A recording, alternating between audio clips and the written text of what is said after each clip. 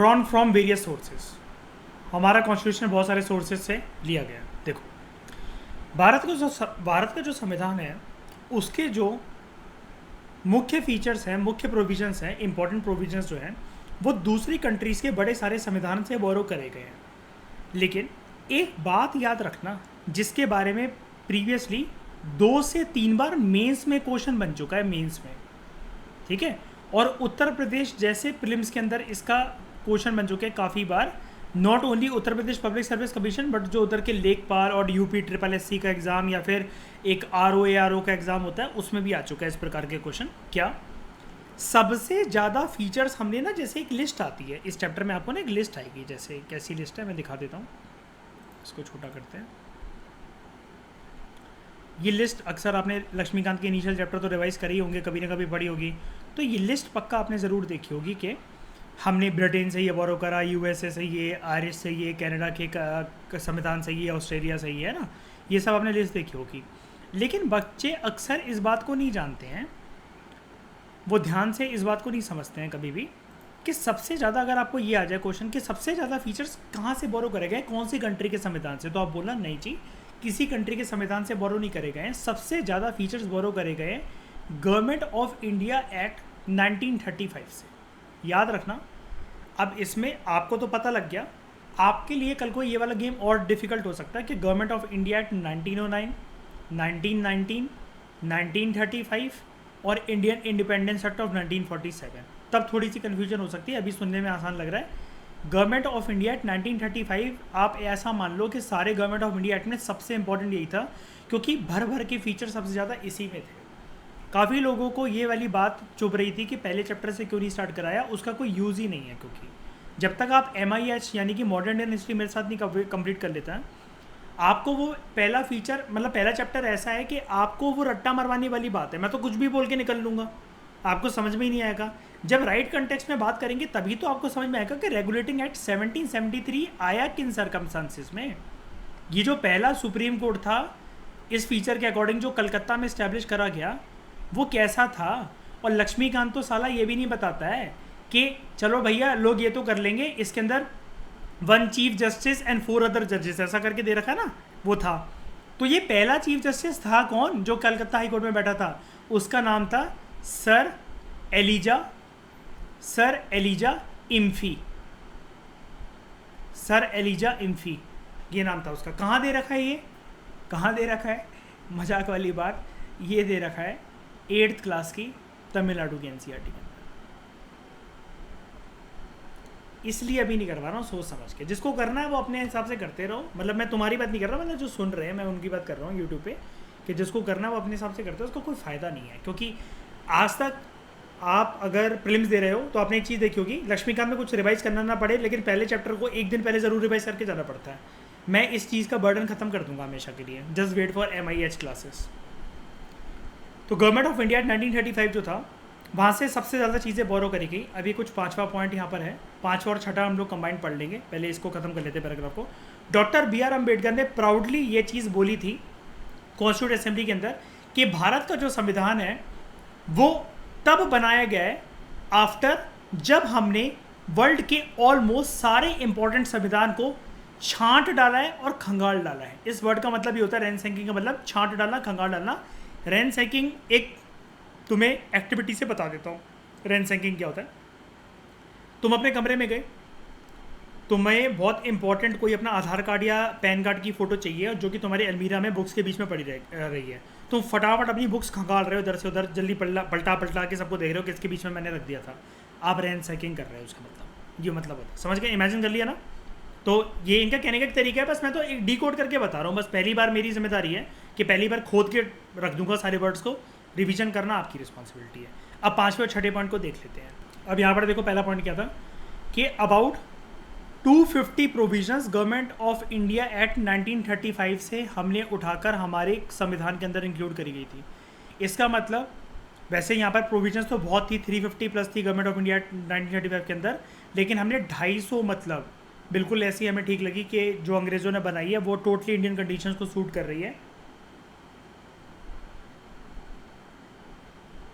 रही है और वो हमने उठाकर अपने संविधान के अंदर डाल दी। अब एक बात याद रखना, यहाँ पर आपको जैसे ये 6 पॉइंट लिख रखा है, ठीक है। अब जैसे अगर आप कभी भी लक्ष्मीकांत में पीछे आकर देखते हो कि इधर कुछ ऐसा वर्ड लिख रखा है, कहाँ गया ये, कॉन्स्टिट्यूएंट असेंबली डिबेट, तो समझ जाना वो वाली लाइन मतलब कॉन्स्टिट्यूशन की जब असेंबली डिबेट्स हो रही थी, जब मतलब जैसे कि बी आर अम्बेडकर जी ने कोई एक्ट कर दिया, वो मतलब कॉन्स्टिट्यूशन के ड्राफ्टिंग कमेटी के चेयरमैन है, उनकी जवाबदेही बनती कि नहीं बनती है, तो बाकी सारे लीडर्स ना नेहरू वगैरह उनसे पूछते थे आपने यही वाला पॉइंट क्यों डाला, कनाडा में ये वाला पॉइंट भी था, संविधान में हमने ये भी सुना, ये क्यों नहीं डाला। जवाबदेही मतलब बनती थी, तभी तो ऑलमोस्ट हमें 3 सालों का वक्त लग गया संविधान बनाने में। इसी को तो कहते हैं हमारा कॉन्स्टिट्यूशन बहुत ज़्यादा डिटेल्ड एंड डिस्कशन के बाद आया है, जिसके लिए आप एक वर्ड याद रखना, कॉन्स्टिट्यूशन में 2 चीज़ें होती थी जब कॉन्स्टिट्यूशन बन रहा था, डेलीब्रेशंस एंड डिस्कशंस। डेलीब्रेशंस एंड डिस्कशन दोनों का मतलब एक ही बात होता है, मतलब बहुत ही ज़्यादा गंभीरता से किसी चीज़ पर चर्चा करना, ठीक है। अब सबसे इम्पोर्टेंट चीज़, अगला जो पैराग्राफ है ये पूरा प्रीलिम्स ओरिएंटेड पैराग्राफ है, तो बिल्कुल आंख और कान खोलकर सुनना इसको। हमारे कॉन्स्टिट्यूशन को ना, ये कहने का एक तरीका है सिर्फ, हमारे कॉन्स्टिट्यूशन में क्या है कि हमारे कॉन्स्टिट्यूशन को ना शरीर माना गया। जैसे अब शरीर सबसे पहले किससे बनता है, जैसे अगर मेरे अंदर से, मेरे शरीर के अंदर से मेरी आत्मा निकाल दी जाए तो इस दीपांग के शरीर का कुछ हो सकता है, मतलब मुझे बताओ कोई यूज़ है, कुछ भी यूज़ है नहीं ना। तो लेकिन इसका मतलब ये भी तो नहीं है ना कि मेरा शरीर इम्पोर्टेंट नहीं है ना। सबसे पहले मेरा शरीर है, उसके अंदर वास कर रही है मेरी जान, मेरी आत्मा, और अल्टीमेटली फिर मैं जाकर ओवरऑल एक पर्सनैलिटी की तरह दिख रहा हूँ। कहना क्या चाह रहा हूँ, समझाना क्या चाह रहा हूँ, हमारे कॉन्स्टिट्यूशन का सबसे पहले, या किसी भी चीज़ का, किसी भी बिल्डिंग का, इंसान का, किसी शरीर का सबसे मुख्य रूप होता है उसका स्ट्रक्चर।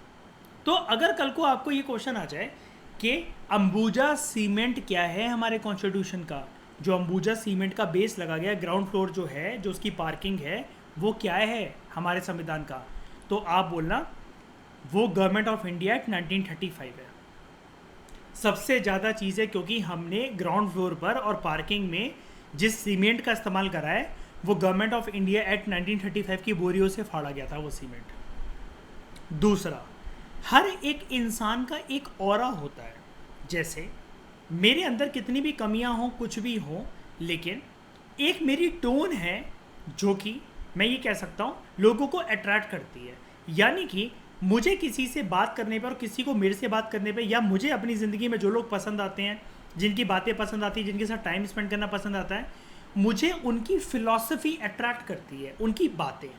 तो संविधान की जो अच्छी हंसमुख खेलती बातें हैं जो कि अट्रैक्ट करती हैं संविधान से लोगों को, वो यानी कि उसका फ़िलॉसफिकल पार्ट। तो अगर कोई हमसे पूछे कि संविधान का फ़िलॉसफिकल पार्ट कहाँ से बोरो करा गया है, ये है कहाँ पर, ठीक है, तो संविधान का फ़िलॉसफिकल पार्ट हमें देखने में मिलता है। सबसे प्यारी बातें 2 हैं संविधान की, एक हमारे मौलिक अधिकार, फंडामेंटल राइट्स, और दूसरे हमारे DPSP, directive principle state policy. अभी तक 2 चीज़ें हम लोग कवर कर चुके हैं। संविधान का अंबुजा सीमेंट क्या है, बेस क्या है, government of India 1935। Philosophical part क्या है कि जहाँ पर संविधान को ही देखता है यार कुछ तो दम है यार इस चीज़ में, यार मतलब यार करके अंदर इसके जो इंग्रेडिएंट है भैया बहुत अच्छे हैं। तो ऐसी 2 चीज़ें हैं संविधान के पास, फिलोसफिकल पार्ट, फंडामेंटल राइट्स और DPSPs, ठीक है। अच्छा, अब एक बात याद रखना, यहीं पर लक्ष्मीकांत ने आपकी मदद करती है कि फंडामेंटल राइट्स का प्रोविज़न हमने कहाँ से बोरो करा। ये हमने फिलोसफिकल पार्ट याद रखना क्या क्या है, इसको एक कहानी की तरह समझ जाओ। स्ट्रक्चरल पार्ट तो भैया जैसा है वो वैसा ही है, यानी कि जो इंसान जैसे मर्जी पैदा हुआ है, उसकी जितनी मर्जी हाइट है, वो जैसा गोरा है, काला है, ये उसके ऊपर है भैया। लुक्स तो हम लोग चेंज नहीं कर सकते, यानी कि गवर्नमेंट ऑफ इंडिया एक्ट 1935 को तो हमने एज इट इज़ अडॉप्ट कर लिया, वो तो स्ट्रक्चर था हमारा। लेकिन फिलोसफिकल पार्ट, जैसे अगर मान लो कि मैं बचपन में बहुत ज़्यादा ट्यूबलाइट हूँ, मैं किसी को अपनी टोन से, बातों से इम्प्रेस नहीं कर पाता, लेकिन फिर मैंने देखा यार वो एक बंदा है यार, वो मेरा दोस्त यार, उससे लड़कियाँ बड़ी इम्प्रेस रहती हैं यार, यानी कि मेरा मन कर रहा है कि यार मैं कुछ कुछ उसकी तरह हरकतें करूँ, उसकी तरह अपना पहनावा बनाऊँ, सब कुछ करूँ, ताकि मुझसे भी लड़कियाँ इम्प्रेस हो, मुझसे भी लड़कियाँ बात करें, ठीक है। यानी कि संविधान के पास, अब हिंदुस्तान का संविधान कौन ही इंपॉर्टेंस है भाई, इंटरनेशनल अमेरिका के और आयरलैंड के लोग काहे को इंपॉर्टेंस देंगे हिंदुस्तान के लोगों को।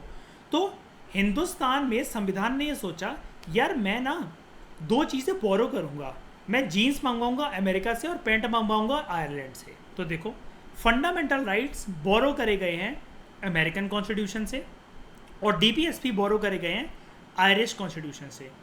आयरिश का मतलब ऐसे क्या होता है, किसी को पता है? अगर ये वर्ड है आयरिश, इसका मतलब क्या होता है? पक्का देख लेते हैं एक बारी। आयरलैंड, ठीक है, सबको मैंने दिखा दिया, किसी को कोई कन्फ्यूजन नहीं रहनी चाहिए। जितनी चीज़ मैं यहाँ करवाता हूँ सिर्फ वही करना है, एडिशनली कोई चीज़ जाकर सर्च मत करा करो। सिर्फ रिवीजन के टाइम पर एक एनवायरनमेंट के अंदर बस स्पीशीज़ देख लिया करो बार बार, ठीक है। तो from the American and the British sorry from the American and the Irish constitution हमने फंडामेंटल राइट्स को डीपीएसपी बोरो करा और ये हमारे संविधान की क्या है, ये जान है, फिलोसफिकल पार्ट है इसका, ये बोरोड है। लेकिन पूरा का पूरा ये भी क्वेश्चन आ सकता है कि क्या हमारे इनमें से कौन सी चीज़ पूरी तरीके से बोरोड है। बोरोड तो सब कुछ है लेकिन फिलोसफिकल पार्ट कंप्लीटली बोरोड है। एफआर लिए हमने अमेरिका से, डीपीएसपी लिए हमने आयरलैंड से। फिर बात आती है पॉलिटिकल पार्ट। संविधान अल्टीमेटली एक है तो डॉक्यूमेंट ही जिसका पॉलिटिकल नेचर है, सरकारें इससे बनती हैं, प्रधानमंत्री इससे बनता है, राष्ट्रपति इससे बनता है। तो जो उसका पॉलिटिकल पार्ट है वो कहाँ से लिया गया, ठीक है, लार्जली वो लिया गया है ब्रिटिश कॉन्स्टिट्यूशन से, ब्रिटिश कॉन्स्टिट्यूशन से। अब हम लोग चाहते थे दूसरी कंट्री से भी ले सकते थे, लेकिन ब्रिटिश कॉन्स्टिट्यूशन में अगर कभी आपको एक क्वेश्चन आ जाए ना कि ब्रिटेन इतने साल हमें रूल करके गया लेकिन हमने ज़्यादातर चीज़ें उसी की अडॉप्ट क्यों कर रखी हैं, सीआरपीसी की धाराएं, आईपीसी की धाराएं, government of India 1935, policing system, army system, judicial system, civil services, हमने ये सब उससे क्यों बोरो कर रखा है। मतलब यूपीएससी हमेशा ना यही अच्छी चीज़ पूछता है, जैसे वो नेगेटिव से नेगेटिव टोन को भी ना एक पॉजिटिव टोन बना देता है। जैसे मैंने तुम्हें बताया था किसान बिल के ऊपर आंदोलन जब चल रहे थे तो उसने क्वेश्चन ये पूछा कि ये किस तरीके से हमारे देश में किसान भाइयों का फ़ायदा करेंगे। तो वो हमेशा टोन आपको ना ये चाहता है कि आप ऑप्टिमिस्टिक रहो हमेशा। तो ब्रिटेन से ही हमने क्यों बोरो करा, क्योंकि इंडिया की ना एक ये चीज़ मैं आपको एडिशनली बता रहा हूँ, ये कोई लिखता नहीं है जीएस पेपर 2 के आंसर में, लेकिन आप पक्का लिख कर आना। इंडिया की ना एक ख़ास बात होती है, ये आपको लिखना है, इंडिया की एक ख़ास बात होती है कि जस्ट बिकॉज इंडिया के ऊपर कोई रूल करके चला गया तो इंडिया अपनी आंखें हमेशा से बंद नहीं कर लेता है कि वो अगर मेरा दुश्मन है तो मैं उसकी अच्छी चीज़ों को क्यों ना सीख लूँ। जैसे अकबर को बड़ी खुंदक थी, है मैं बाद में बताऊंगा क्योंकि मैं सबके लेवल से बात कर रहा हूँ, मैं यहाँ नॉलेज टेस्ट नहीं कर रहा किसी का। अकबर को बड़ी चिढ़ थी कि मैं अपने पापा से इतने टाइम तक दूर रहा, मैं अपनी मम्मी से बहुत ज़्यादा टाइम तक दूर रहा, मुझे महामंगा ने पाला, ठीक है, और जिसकी वजह से इनकी मुग़ल एम्पायर की सल्तनत छिन गई थी, पापा मम्मी को भटकना पड़ा, ठीक है। लेकिन उसका पॉलिसी एडमिनिस्ट्रेशन जो था अकबर ने 20 साल तक बोरो करके एज इट इज़ डिट्टो उससे रूल करा। अब कहने को वो चाहता तो ईगो लग सकता था कि जिसकी वजह से मैं अपने माता पिता से कभी रह नहीं पाया साथ, मुझे माँ बाप का कभी प्रॉपर तरीके से सुख नहीं मिल पाया, आज मेरे पापा यहाँ पर हैं तो मुझे नहीं पता अब 11 साल बाद वो लौट कर आएंगे, कब आएंगे, जिंदा हैं भी कि नहीं है। तो कहता, लेकिन उसके मन में ये था कि वही उसका ये मानना था, उसका ये कहना था कि यार अच्छी चीज़ें किसी की क्यों बोरो ना करी जाए। तो ये एक इंडिया का लंबा सा एक इतिहास चला हुआ है। ये कल को क्वेश्चन आईआर में आपसे इंटरनेशनल रिलेशन में पूछा जा सकता है कि इंडिया अपने दुश्मनों से भी क्या क्या सीखता है, एनिमी कंट्रीज से भी या फिर एनिमीज से भी। इसका आंसर आप ना यहाँ से स्टार्ट कर सकते हो, एंशिएंट टाइम में, सॉरी मेडिवल टाइम में जाके अकबर से, ठीक है। ये डोंट वरी, अभी आपको सिर्फ मैंने बातूनी समझाया, ये लिखने का तरीका आने वाली क्लासेस के अंदर समझा दूंगा, क्योंकि अभी ये क्रॉस कनेक्शन नहीं कर पाओगे ना आप। अभी जैसे मैं एकदम से मैंने अकबर बोल दिया यहाँ पर, ठीक है, अभी आपको भी क्रॉस कनेक्शन आ जाएगा तो आप भी एग्जांपल देने लगोगे, डोंट वरी। लेकिन हम जल्दी जल्दी पहले अपने कोर्स कंप्लीट कर लेते हैं। तो पॉलिटिकल पार्ट हमने बोरो करा, स्पेशली अब ध्यान से सुनना, ब्रैकेट में क्या लिखा हुआ है, the principle of cabinet government and the relations between the executive and the legislature, ठीक है। जो कैबिनेट गवर्नमेंट का प्रिंसिपल है वो हमने यहाँ से बोरो करा, यानी कि जैसे पार्लियामेंट जो है, वैसे हमारे 3 ऑर्गन्स होते हैं गवर्नमेंट के। एक तरफ होता है पार्लियामेंट जहाँ पर कानून बनते हैं, हमारे देश में पार्लियामेंट के जैसे बाइकैमरल हाउस है तो एक को कहते हैं लोकसभा, दूसरे को कहते हैं राज्यसभा। कई लोग ना एग्जीक्यूटिव का मतलब नहीं समझ पाते हैं। एग्जीक्यूटिव का आज के बाद सिंपल सा तुम मतलब बोलना, सिंपल सा, कोई तुमसे कुछ भी पूछे, बीइंग अ पीएसआई या स्टूडेंट, तुम सिंपल सा जवाब दो विदाउट टेक्निकलिटीज। सर जी, मैडम जी, एग्जीक्यूटिव का वर्ड का मतलब, कई लोग इसको एग्जीक्यूटिव भी बोलते हैं, आपकी मर्जी, प्रोनाउंसिएशन इस एग्जाम में मैटर नहीं करती है। एग्जीक्यूटिव मैं भी बोलता था, अब मैं एग्जीक्यूटिव बोलने लगा हूँ। डोंट वरी अबाउट इंग्लिश और प्रोनाउंसिएशन। एग्जीक्यूटिव का मतलब होता है, आपसे कोई भी पूछे, सरकार, सरकार। यानी कि जब एग्जीक्यूटिव की बात आ रही है तब यहाँ पे प्रधानमंत्री होगा, प्रधानमंत्री का मंत्रिमंडल होगा जिसको हम लोग काउंसिल ऑफ मिनिस्टर कहते हैं। अब ये प्रधानमंत्री और काउंसिल ऑफ मिनिस्टर मिलकर, एक बात बताओ जरा, हम लोग कहते नहीं ये पीएम और उसका कैबिनेट, जब हिंदू न्यूज़पेपर, इंडियन एक्सप्रेस में जब ये लाइनें आती हैं, बस। तो ये जो कैबिनेट गवर्नमेंट का फंडा है, इसे को हो गया क्लियर ऊपर ऑटोमेटिकली। कैबिनेट गवर्नमेंट का ये जो फंडा है, जो एग्जीक्यूटिव का जो फंडा है, ये हमने ब्रिटेन से बोरो करा। और जो 3 ऑर्गन्स के बारे में मैं आपको बता रहा था, एक तरफ है पार्लियामेंट, दूसरा एग्जीक्यूटिव और तीसरा जुडिशरी। अगर आपसे कोई पूछे कि एक लाइन में बस इसके मतलब बता दो, तो आप बोलना लॉ मेकिंग हाउस पार्लियामेंट है, लॉ इम्प्लीमेंटिंग हाउस, कानून बनकर आए लोकसभा राज्यसभा से। सारे एमपीज में से, लोकसभा राज्यसभा में 800 एमपीज हैं, 550 इस घर में, 250 इस घर में, दोनों को कंबाइन करके एमपीज ही तो बोलेंगे, सांसद ही तो बोलेंगे। उन सांसदों में से कुछ ऐसे सांसद होते हैं जो कि 5 साल के लिए सरकार बना लेते हैं। यानी कि एग्जीक्यूटिव पैदा होता है पार्लियामेंट में से। सारे एमपीज में से कुछ एमपीज ऐसे थे जो मिलकर बन जाते हैं मिनिस्टर। उनके ऊपर जनता की जवाबदेही होती है, ठीक है, जनता के लिए जवाबदेही होती है। ये 5 साल के लिए हम देश चलाएंगे, 5 साल के लिए हम ही सबसे इंटरनेशनल रिलेशन मेंटेन करके रखेंगे। अगर इनके द्वारा, पार्लियामेंट के द्वारा बनाया गया कानून अगर संविधान की मर्यादा को भंग करता है, यानी कि लक्ष्मण रेखा को उसको तोड़ता है, अगेन जुडिशरी का काम क्या है, पावर ऑफ जुडिशियल रिव्यू का इस्तेमाल करके उसको समझाना, बेटे वापस हो जा, इतना बड़ा नहीं हुआ अभी कि घर से निकल सके, वापस हो जा। तो पार्लियामेंट वापस उस लॉ को खींच लेता है। एग्जीक्यूटिव अगर उसे इंप्लीमेंट कर दे, पार्लियामेंट से बनकर वो कानून आ गया कैसे भी करके जुडिशरी की नज़रों से बचकर, एग्जीक्यूटिव उसे इंप्लीमेंट कर दे, अगेन जुडिशरी कहता है इधर ला, इधर ला, इधर दे, कॉपी को दियो जरा, क्या बनाया तूने, पूरी फाड़ के, चीड़ फाड़ करके अलग कर देता है। यानी कि इसको अंग्रेजी में कहते हैं चीड़ फाड़ करने को, जब जुडिशरी एग्जीक्यूटिव के किसी कानून को चीड़ फाड़ कर देता है, नल एंड वॉइड डिक्लेयर करना, नल एंड वॉइड। जैसे 99th कॉन्स्टिट्यूशनल अमेंडमेंट जो एक्ट आया था, आपने एनजेएसी सुना होगा, एक नेशनल जुडिशियल अपॉइंटमेंट कमीशन सरकार लेकर आना चाह रही थी। इसको सुप्रीम कोर्ट ने बोला, भैया हमें संविधान ने पावर दे रखी है, हम तीनों इंडिपेंडेंट बॉडी है, इंटरडिपेंडेंट है, अलग बात है। इस बॉडी के अंदर ना prime minister, leader of opposition, ये चुन के, मतलब जजेस को चुन रहे थे, ऐसा कुछ एक प्रावधान था। तो जुडिशरी ने बोला, हम चुनते हैं तुम्हें, तो तुम हमें कैसे चुनोगे। तो मतलब सरकार अखड़ी हुई थी कि नहीं, हम मतलब ये तो होगा, कुछ रिस्पांस नहीं। उसने बोला मत दे रिस्पांस, ये पेपर तो बेटा देना ही पड़ेगा क्योंकि वी आर जुडिशरी। एनजेएसी को स्क्रैप कर दिया, नल एंड वॉइड डिक्लेयर कर दिया। ये ब्यूटी है 3 ऑर्गन्स की, इंटरडिपेंडेंसी की, और इंडिपेंडेंट भी हैं, वो स्वतंत्र भी हैं और आपस में एक दूसरे का कंधा भी शेयर करते हैं। ये सब कुछ हमने बोरो करा है ब्रिटेन से, इसलिए हम चिढ़ते नहीं हैं किसी से भी। अब छोटी सी बात मैं आपको बताता हूँ, अगर वो 2015 में वैसे मुद्दा उठ रहा था, जब ये टीना डाबी वाले बैच का जब ये एग्ज़ाम चल रहा था कि कोहिनूर वापस लाना चाहिए कि नहीं लाना चाहिए। अब आपको ना एकदम से ना, अब आप पढ़े लिखे वाली बातें करा करो, एकदम से ना मतलब वो हाइपर एक्टिव मत हो जाया करो, क्योंकि हम गली छपरी वाली बातें नहीं कर रहे हैं। हम लोग के गली नुक्कड़ पे चाय पीते पीते, अखबार पीते पीते बातें कर रहे हैं। हम लोग रियल एडमिनिस्ट्रेटर की तैयारी कर रहे हैं, ठीक है।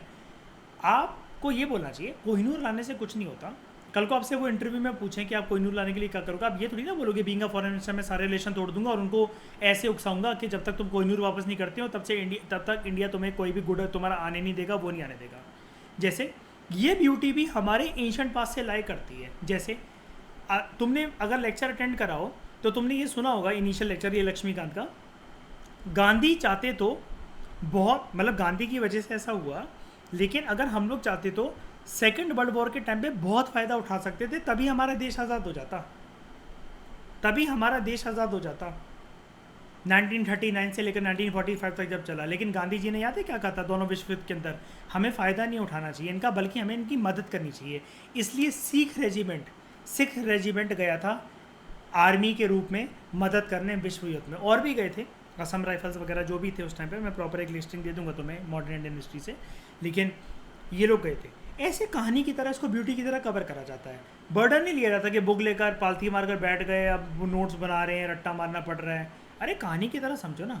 जब यूट्यूब से और गानों से अपना मन उठाओगे तो ऑटोमेटिकली डोपामिन यहाँ पर शिफ्ट होगा। संडे को जो एक्सरसाइज कर रहे हो बोर होने वाली, वो इसलिए तो करवा रहा हूँ न्यूरॉन्स डेवलप करने को। वरना एक बार बताओ, मैं कोई अनोखा हूँ कि मेरा मन लगता है ये सब चीज़ें पढ़ने में? मन मारना पड़ता है दूसरी चीज़ों से, इसलिए मन लगता है यहाँ पर। वरना यहाँ क्या मुझे क्या अडवाणी दिख रही है बताओ ज़रा इस पेज पे?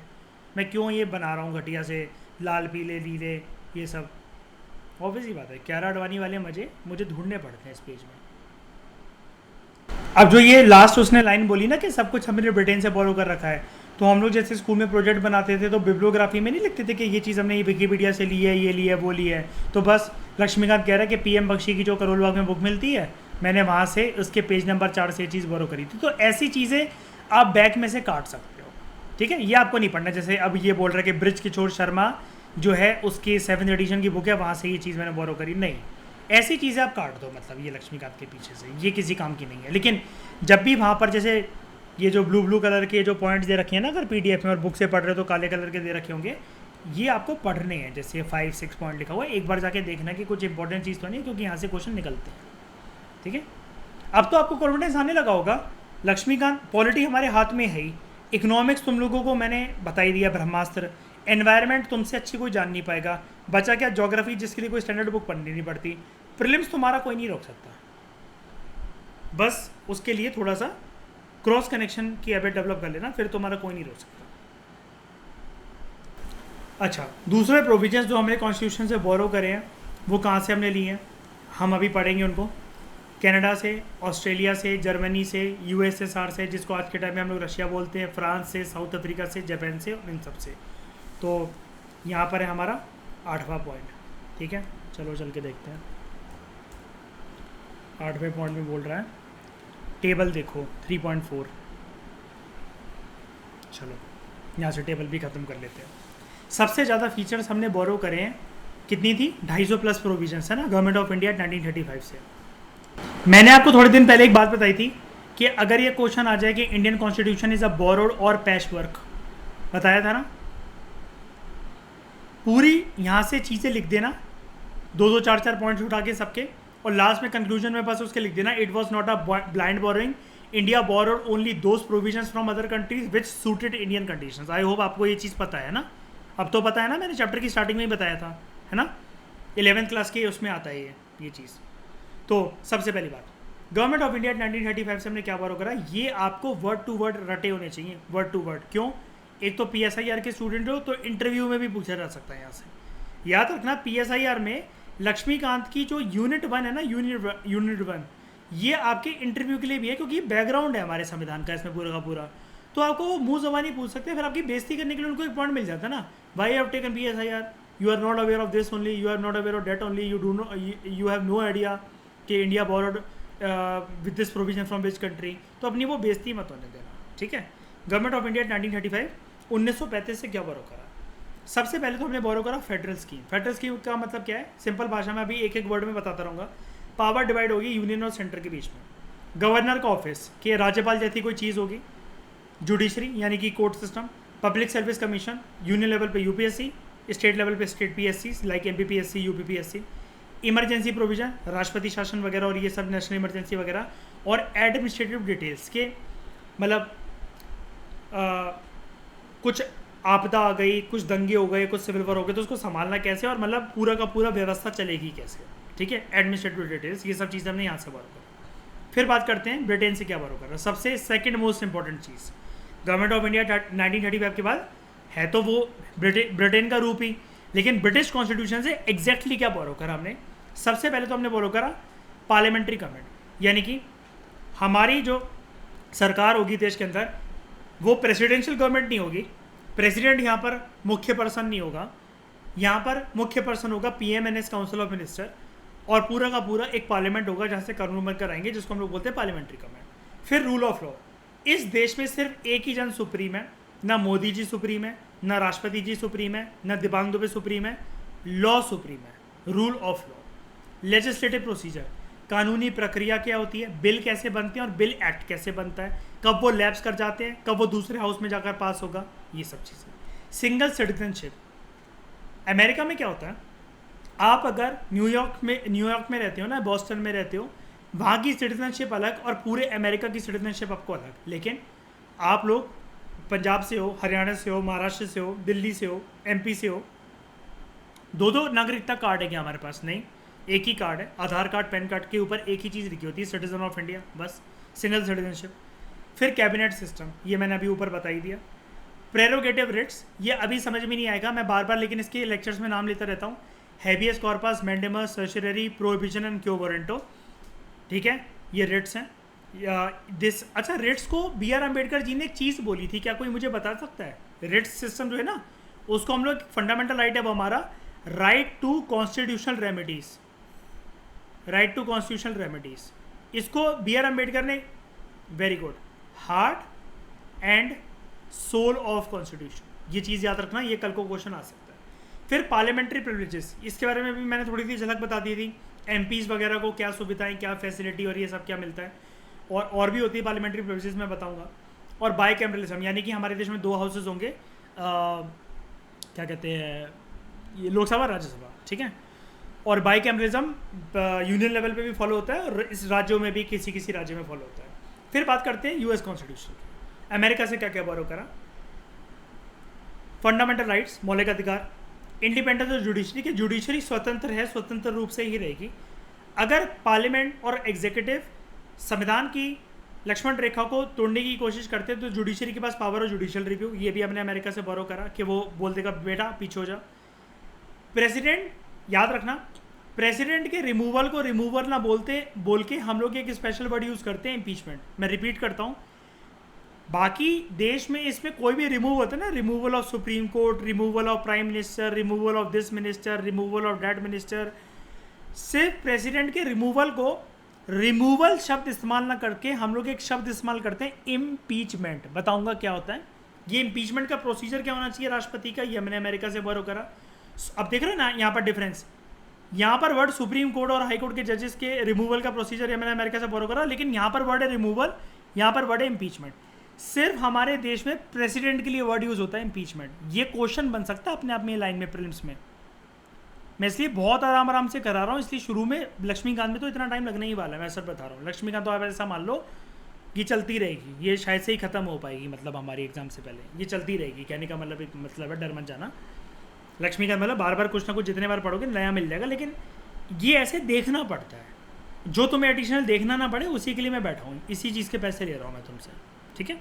इम्पीचमेंट होता है प्रेसिडेंट। ये क्वेश्चन बन सकता है कि हमारे देश में इम्पीचमेंट किसकी होती है। अब तुमको यार हाँ प्रेसिडेंट की तो होती है, और नीचे टेबल में सुप्रीम कोर्ट भी लिखा हुआ था, तो हो सकता है तुम गलती से प्रेसिडेंट ऑप्शन 2 हो और जजेस 3 हो, तो तुम 2 और 3 मार्क कर दो, ऐसा नहीं, ठीक है। उसके बाद हाई कोर्ट के जज कैसे रिमूव होंगे ये भी। और वाइस प्रेसिडेंट की पोस्ट ही हमने अमेरिका से बोलो करी, पोस्ट के उपराष्ट्रपति कोई होगा। फिर आयरिश कॉन्स्टिट्यूशन, आयरिश कौन सी कंट्री,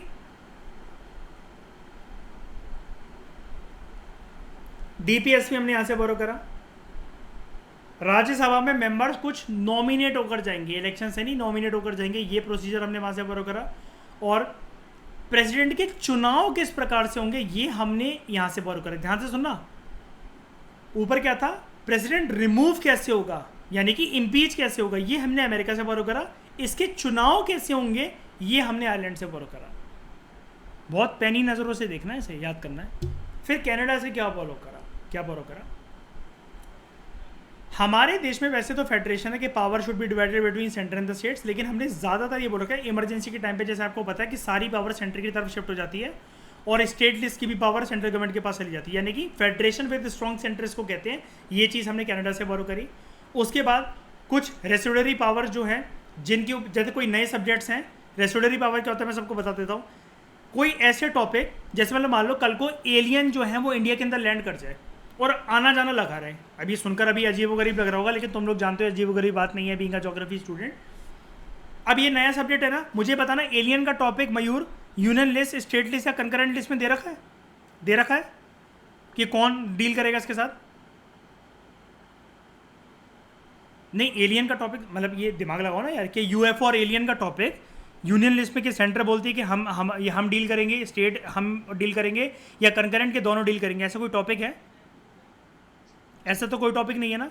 लेकिन कल को अगर ये चीज़ हो जाए और टॉपिक डालना पड़े, टॉपिक कैसे बनते हैं? वक्त के हिसाब से तो बनते हैं। अभी क्यों नहीं डाला यार? अभी कुछ ऐसी चीज़ है कि इसलिए नहीं डाला, फ्यूचर में कुछ ऐसा हो जाए तो ये नया टॉपिक है ना, फ्रेश टॉपिक, तो उसको कहते हैं रेसिडुअरी पावर। के मतलब जो टॉपिक किसी भी लिस्ट के अंदर मेंशन नहीं है, ना ही वो यूनियन लिस्ट के अंदर है, ना ही स्टेट लिस्ट के अंदर है, ना ही कंकरेंट लिस्ट के अंदर है, इन तीनों लिस्ट में से किसी भी के अंदर नहीं है कि कौन उसके ऊपर कानून बनाएगा, तो उस केस में जीत होती है, विन विन सिचुएशन में रहती है सेंट्रल गवर्नमेंट की। सेंट्रल गवर्नमेंट कहती है नया टॉपिक कोई भी आएगा, वी विल मेक लॉ, ठीक है। उसके बाद स्टेट गवर्नर्स का अपॉइंट होना बाय द सेंट्रल गवर्नमेंट, ये भी हमने कनाडा से फॉलो करा। और सुप्रीम कोर्ट की एक जुरिस्डिक्शन होती है, पावर होती है सुप्रीम कोर्ट की, एडवाइजरी जुरिस्डिक्शन, कि प्रेसिडेंट को किसी मुद्दे पर अगर कुछ समझ में ना आ रहा तो सुप्रीम कोर्ट की वो राय ले सकता है। बड़ा अजीबोगरीब फंडा होता है, अश्प्रीत याद करो 11th क्लास से। प्रेसिडेंट ना किसी भी चीज़ पर सुप्रीम कोर्ट से राय ले सकता है, लेकिन सुप्रीम कोर्ट इस चीज़ से बाध्य नहीं है, बंधा हुआ नहीं है कि वो एडवाइस देगा ही देगा। अच्छा, एक और चीज़, अगर उसने एडवाइस दे भी दी तो प्रेसिडेंट के ऊपर कंपल्शन नहीं है कि वो मानेगा ही मानेगा। ये बताऊंगा ऐसा क्यों आपको लगा होगा यार ये बकचोदी क्यों हो रही है, फिर पूछा ही क्यों था, या फिर तूने लिया ही क्यों जब मानना ही नहीं था। ये बताऊंगा, ये मजाक नहीं है। ऑब्वियसली बात है, प्रेसिडेंट और सुप्रीम कोर्ट के बीच में कोई चीज़ हो रही है तो ये मजाक थोड़ी ना है, लेकिन क्यों होता है, कैसे होता है, ये हम जानेंगे सुप्रीम कोर्ट और प्रेसिडेंट के चैप्टर में। Just wait, hold your nerves. फिर ऑस्ट्रेलिया कॉन्स्टिट्यूशन से हमने क्या बोरो करा? Concurrent list. याद है 3 तरह की लिस्ट होती है, पावर कैसे डिवाइड होती है। अब कंकरेंट लिस्ट में कौन से टॉपिक्स जिसके ऊपर सेंटर प्लस स्टेट दोनों कानून बनाएंगे, ये हमने यहाँ से बोरो करा। फ्रीडम ऑफ ट्रेड, यानी कि स्टेट्स, राज्य वगैरह एक दूसरे के ऊपर बंदिश नहीं लगाएंगी, और इंडिया भी दूसरी कंट्रीज़ को मतलब व्यापार करने देगा और नहीं, और मतलब हमारा भी व्यापार दूसरे कंट्री जाएगा। ये मतलब क्या है, मतलब कुल मिलाकर मतलब व्यापार पे कोई रोक टोक नहीं, ठीक है, नेशनल इंटरनेशनल। अच्छा, फ्रीडम ऑफ ट्रेड में एक बात और बता देता हूँ, एक बात और। जैसे आपको एक चीज़ पता होगी ना, जीआई टैग होते हैं, जोग्राफिकल इंडिकेशन टैग। तो मध्य प्रदेश के अंदर ना एक इकलौता ब्लैक चिकन मिलता है, कड़कनाथ मुर्गा। अब मानो मध्य प्रदेश वाले डिसाइड करें, शिवराज सिंह चौहान की सरकार ये डिसाइड करे कि हमें कड़कनाथ मुर्गे की एक्सपोर्ट करनी है इजिप्ट में। अब सेंट्रल गवर्नमेंट मानने, मतलब सेंट्रल गवर्नमेंट नहीं कर रही, वो मध्य प्रदेश की सरकार कर रही है, तो क्या वो कर सकती है? जी हाँ, बिल्कुल कर सकती है, क्योंकि फ्रीडम ऑफ ट्रेड है उसके पास। राज्य भी तो अपना रेवेन्यू बढ़ाने के लिए कुछ भी कर सकती है। अब तुम कहो हम तो नहीं बेच रहे यार उसे, हम तो नहीं बेचने देंगे, we are the central government, ऐसा अलाउड ही नहीं है। ये छोटी सी चीज़ है, छोटी सी चीज़। और ये पता है कहाँ काम आएगा ये वाला पॉइंट? देखो, लोग पढ़ते ही तो नहीं है ऐसे। जीएस पेपर 3 के अंदर काम आएगा ये वाला पॉइंट। कहाँ काम आएगा? मेंस के आंसर राइटिंग में काम आएगा, कि राज्य की सरकारों को, जैसे हम लोग कहते नहीं कि आपने एक चीज़ सुना है, क्या कहते हैं उसको, एफडीआई इनवाइट करना। राज्य की सरकारें भी बड़े सारे कॉन्फ्रेंसेस आयोजित करती हैं ना, जब वो यूएन और वर्ल्ड बैंक और इन सबको बुलाती हैं, दूसरे स्टेट गवर्नमेंट्स के पीएम वगैरह को बुलाती, इनवाइट करती हैं कि हमारे इन्वेस्टमेंट करो, है ना। ये कैसे कर पाती हैं? फ्रीडम ऑफ ट्रेड, इस पॉइंट की वजह से। बहुत लोग नहीं जानते, मेरे ख्याल से तो 100% लोग नहीं जानते हैं ये इस वाले पॉइंट को। फिर freedom of trade, freedom of commerce और इंटरकोर्स। इंटरकोर्स का मतलब मैंने बताया था, ये नहीं है कि आपको सेक्स करने का फ्रीडम है कि भैया मेरा मन कर रहा है तो उसके साथ सेक्स करने का, मेरे को सेक्स करना है उसके साथ। इंटरकोर्स का यहाँ पर ये मतलब है कि आप फ्रीली जिसके साथ आपको लगे कि आप प्रॉफिटेबल हो, आप उसके साथ ट्रेड कर सकते हो, ठीक है, सेक्स नहीं कर सकते। Joint setting of the 2 houses of the parliament, ठीक है, कि अगर बिल अटक जाता है और वो बिल का एक्ट बनना बहुत ज़रूरी है, बहुत इंपॉर्टेंट मुद्दा है वो, तो राष्ट्रपति लोकसभा को बुलाएगा, भाई साहब क्यों रूठ रहे हो करवा चौथ की औरतों की तरह। राज्यसभा को बुलाएगा, तुम भी क्यों रूठे हो, आओ ज्वाइंट सेशन के लिए। वो कहेंगे हम तो नहीं आ रहे, वो कहेगा बेटा पूछ नहीं रहा हूँ, प्यार से बता रहा हूँ, चुपचाप आके बैठ जाओ, तशरीफ रख दें यहाँ पर अपनी ज्वाइंट सिटिंग। इससे यहाँ पर मैंने आपको एक हिंट भी दे दी है कि ज्वाइंट सिटिंग जो है वो प्रेसिडेंट बुलाता है। कहानी की तरह मजे से करा करो व्हाट्सएप डेट को, कोई लोड लेने वाली बात नहीं है। अपने आप बस ये ऐसी कहानियाँ बना के अपने आप में खुश होते रहा करो, बार बार बुक पढ़ते रहा करो, घूमते फिराते अपने मतलब लिखते रहा करो, हो गई तैयारी। बस बोर नहीं होना है किसी भी चीज़ से। जहाँ बोर हुए तो समझो कि लवासना गया हाथ से, और 365 दिन के लिए फिर बैठना पड़ेगा। जर्मनी के कॉन्स्टिट्यूशन को हम लोग वीमर कॉन्स्टिट्यूशन बोलते हैं। इसको पहले हम लोग वर्ल्ड वॉर के टाइम पे वीमर रिपब्लिक भी बोलते थे जर्मनी को, ये मैं बताऊंगा कभी हिटलर के कंटेक्स्ट में। लेकिन हमने जर्मनी के कॉन्स्टिट्यूशन से क्या बोरो करा? सिर्फ एक चीज़, इमरजेंसी के टाइम पर, इमरजेंसी जब लगती है तो फंडामेंटल राइट जो सस्पेंड हो जाती है ना, ये, और सिर्फ इसी पॉइंट ने 1976 में लंका लगा दी थी जब हमारे देश में रियल इमरजेंसी लगी थी, क्योंकि सारा मुद्दा तो यही था। याद है उस दिन मैंने पढ़ाया था पीछे अमेंडमेंट से कि अमेंडमेंट हुई थी 44th amendment act, 42nd amendment act के चीज़ों को ठीक करने के लिए उसमें एक पॉइंट था कि सब कुछ छीना जा सकता है भैया, फंडामेंटल राइट भी छीन दो except article 20 and 21 right to life and personal liberty. याद है? लेकिन इस क्या अब क्योंकि इस चीज़ ने, ये वाली बॉरोड प्रोविजन ने स्पेसिफाई नहीं करा था आर्टिकल 20 एंड 21 को, तो पूरा का पूरा बवाल होकर रह गया था। ऐसे कनेक्शन बनाना आपको कि जब आप पोस्ट इंडिपेंडेंस इमरजेंसी पढ़ोगे तो आपने पढ़ा कि इंदिरा गांधी ने फंडामेंटल राइट सस्पेंड कर दिए थे, ठीक है भाई, सब कुछ ये तो नॉलेज सबको ही जानता है, कहाँ से आया है प्रोविजन, कहाँ से बोरो करा गया, ये एडिशनल पॉइंट है जो आपको +1 मार्क्स दिलवाएगा। ठीक है, फिर यूएसएसआर से हमने क्या बोरो करा, यानी कि आज के टाइम में जिसको रशिया कहते हैं, जिस टाइम पर बोरो करा था तब वो यूएसएसआर था। फंडामेंटल ड्यूटीज़ और प्रीएम्बल के अंदर हमने जो जस्टिस का जो आइडियल डाल रखा है ना कि सोशल जस्टिस, इकोनॉमिक जस्टिस और पॉलिटिकल जस्टिस, वो प्रीएम्बल का एक पॉइंट जस्टिस वाला पॉइंट ये हमने ये रशिया से बोरो करा। फ्रेंच कॉन्स्टिट्यूशन, यहाँ से हमने वैसे तो बोरो करनी चाहिए थी फ्रेंच किस, लेकिन हमने क्योंकि पॉलिटी के कंटेक्स्ट में बोरो करना था हमने, तो हमने क्या बोरो करा? रिपब्लिक। ठीक है, कि हमारा देश जो है रिपब्लिक है। अब आपको कि रिपब्लिक क्या होता है? दो चीज़ें होती हैं। रिपब्लिक यानी कि देश का जो हेड है, देश का जो सेरेमोनियल या जो हेड है वो इलेक्शन से आएगा। अब आप कहोगे हमारे देश में तो जी सेरेमोनियल हेड राष्ट्रपति होता है, वो का इलेक्शन से आता है। मैंने पूरा तो नहीं बोला ना कि डायरेक्ट से आएगा इनडायरेक्ट से आएगा, बस इलेक्शन से आएगा। इनडायरेक्ट इलेक्शन से तो आता ही है ना। लेकिन रिपब्लिक का अपोजिट क्या होता है? अगर आपसे कोई बोले कि रिपब्लिक का स्वतंत्र का नाम बताओ, तो उसका नाम होता है मोनार्की, किंग या फिर क्वीन, जो हेरिडिटरी होते हैं। फर्क सिर्फ इतना होता है, ये इलेक्शन की फर्क पहनता है, डायरेक्ट से आए कि इनडायरेक्ट से आए, मेन्यू की लेना देना। लेकिन मोनार्की हेरिडिटरी, भाई कुछ नहीं कर सकते, दादा पापा बेटा, उसका बेटा उसका बेटा उसका बेटा, यही चीज़ चलती रहती है। ठीक है, और यहाँ से हमने क्या बोरो करा?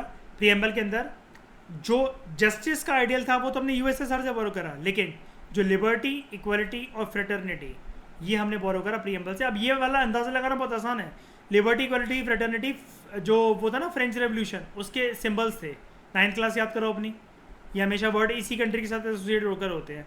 तो ऑब्वियसली बात है, लिबर्टी, इक्वलिटी, फ्रेटर्निटी हमने यहाँ से बोरो करा, ये चीज़ होगी लॉजिक खत्म। साउथ अफ्रीका से, इससे क्या बोरो करा? Procedure for amendment of the constitution, के कॉन्स्टिट्यूशन का अमेंडमेंट कैसे होना है, ये प्रोसीजर बोरो करा हमने कि कॉन्स्टिट्यूशन का अमेंडमेंट कैसे होना है, इसका प्रोसीजर। अब आप कहोगे इसका प्रोसीजर कहाँ पर है? आर्टिकल, कोई बता सकता है? आर्टिकल, शाबाश, 368। An election of members of Rajya Sabha, के राज्यसभा के मेंबर्स के चुनाव किस प्रकार से होने चाहिए, क्योंकि इनके चुनाव थोड़े अलग होते हैं, तो ये किस तरीके से होने चाहिए। जापान से हमने क्या बोरो करा?